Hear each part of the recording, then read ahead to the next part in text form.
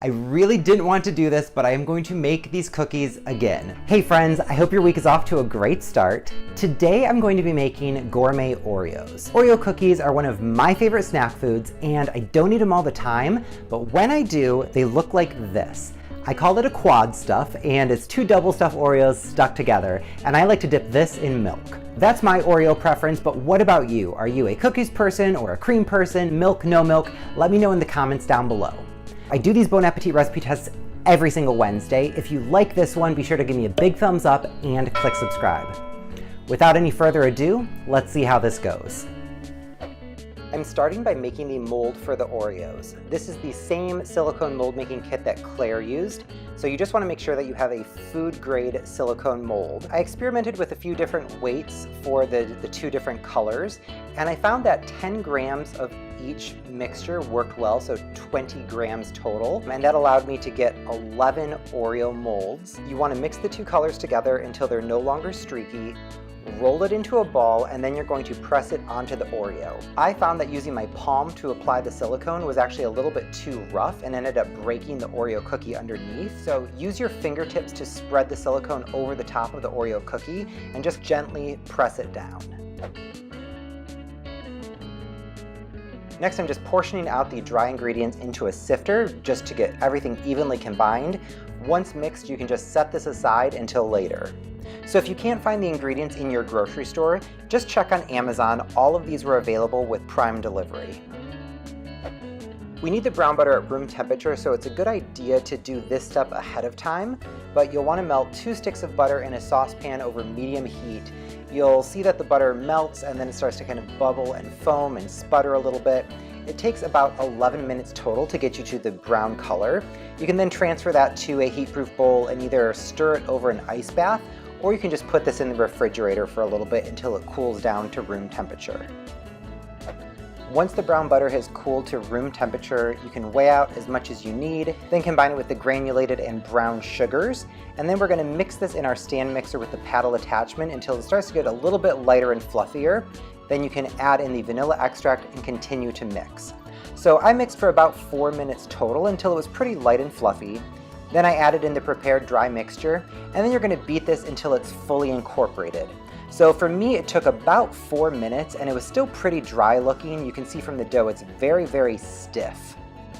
And by the time you're done making the dough, your silicone molds should be done curing. So you'll just want to pry them off of your parchment paper, pop out the Oreo cookies. If there are any crumbs or debris left inside of the mold, just use a dry pastry brush to clean it out. So I'm weighing out 9 grams of dough into each mold, and then just using my fingers to press it in and try to get good contact between the silicone mold and the dough, using either an offset spatula or your hand to just pack it in and try to get it level within the mold. Once all the molds are filled, transfer to the freezer for about 10 minutes until they're frozen solid. Then pop the cookies out of the molds, refill your molds, and put the new molds and the existing cookies back into the freezer. So you're going to bake the cookies from frozen. Let the cookies cool for about 5 minutes on the baking sheet and then finish cooling on a wire rack. To make the cream filling, we need to melt some coconut oil with raw cocoa butter. And we're going to have to cool this to room temperature, so it's a good idea to do this in advance. So it only takes about 2 minutes over medium-low heat to get this all melted and combined, and you can cool it in the refrigerator or by stirring over an ice bath. So making the cream filling is actually pretty straightforward. You just combine the powdered sugar, salt, the cooled mixture of the coconut oil and cocoa butter along with the vanilla extract in the bowl of a stand mixer. And you just want to beat this until it starts to get white and fluffy. You can see here that my mixture is really loose, so I think the mixture hadn't cooled quite enough. So I popped it in the fridge for about 5 minutes, pulled it out, remixed it, and you can see that it's starting to get really white and fluffy, and it looks more like the Oreo filling. Next, I'm just dumping the cream mixture out onto some parchment paper and then rolling out to 1/8 of an inch thick. You can see that I was using little guards on my rolling pin just to get a nice even layer. You're going to let that chill in the refrigerator for about 10 minutes. Then once it's nice and cool, use a cookie cutter to punch out a circle that's just slightly smaller than the Oreo cookie.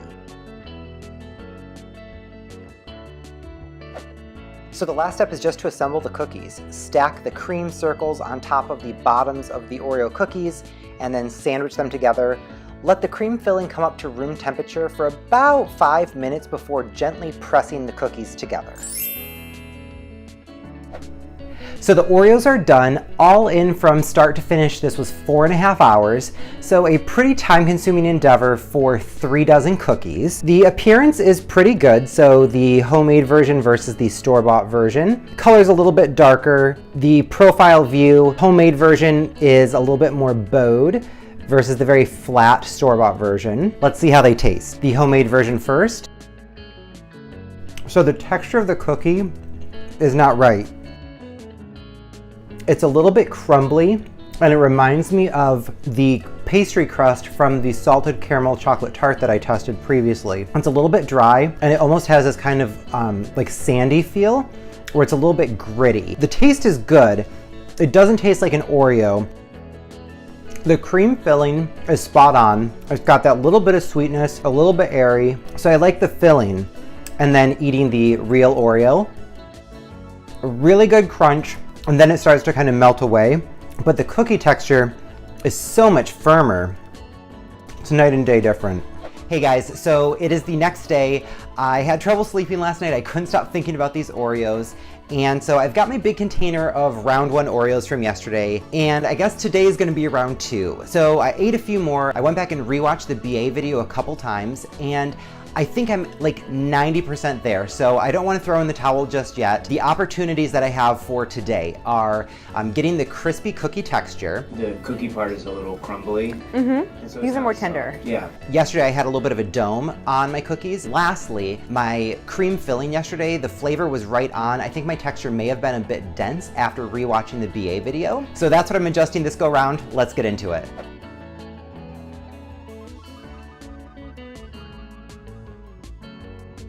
In hopes of getting a firmer texture, I'm being really aggressive in pushing the dough into the mold. I'm using kind of my full body weight to push down on it. And then to address my hump issue, I'm using just a small paring knife to glide across the top of the mold and just remove any little bit of dough that is slightly raised. And then I'm just freezing this, and then I'm gonna bake 1 tray at a time. So the first time I baked for a total of 14 minutes, I pulled the cookies out and it seemed like they were sticking to the parchment a little bit and maybe weren't completely baked through. My next tray I baked for 16 minutes, and when I pulled them out they seemed fully baked, but they were slightly raised in the center. So the next tray I baked for 16 minutes, but when I pulled it out of the oven, I gently pushed down on the bump that was forming on the cookie, and that's what gave me a really level finish in the end result. I used the whisk attachment on my stand mixer, and that made it a little bit fluffier. I also used a slightly larger circle cutter for better coverage on the cookie. So I'm done with the Oreos again. So I'm really happy that I retested these. The end result is so much better today. So the homemade version versus the store-bought version, you can see the definition on this Oreo is really kind of crisp. The profile of the cookie is much flatter this go round. It's not as flat as the store-bought version, but it's much flatter than yesterday. And my cream filling is going more toward the edge than it did yesterday. The appearance of this cookie is much improved. So all of my theories about what went wrong yesterday, I think proved to be true. But let's see how this tastes. It's still not as snappy as the store-bought version, but it's not as sandy as it was yesterday either. The texture of the cream is incredible. It's really, really light and smooth. So huge improvement versus the cookies that I made yesterday. Still, this Gourmet Oreo does not eat the same as a store-bought Oreo cookie, but that's okay. I mean, this is meant to be the gourmet version of it. So the texture here is a little bit more tender and supple. It's very smooth. There's a lot of kind of complexity to the flavor. So I like that. It's very kind of reminiscent of an Oreo, but it's definitely not an Oreo. If you go in with the mentality of you're going to have a homemade Oreo cookie, you're going to be disappointed. If you go in with the mentality of you're going to have an improved version of an Oreo cookie, I think you're going to be happy. So I really hope you liked this video, both days of it. If you did, please give me a thumbs up and click subscribe. Thank you so much for watching. I'll see you next week.